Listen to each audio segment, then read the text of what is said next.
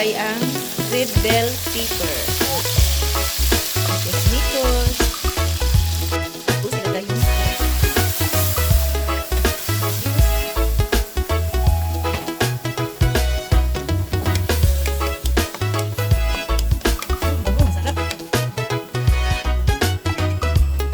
Lagyan ng takip at pakuluan ng ilang minuto. Lagyan ng dahon ng sabi. Para masarap. Sabi ng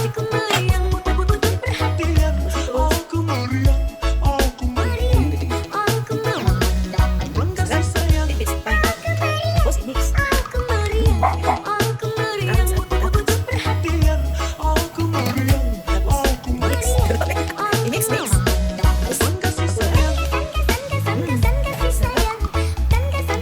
Sarap.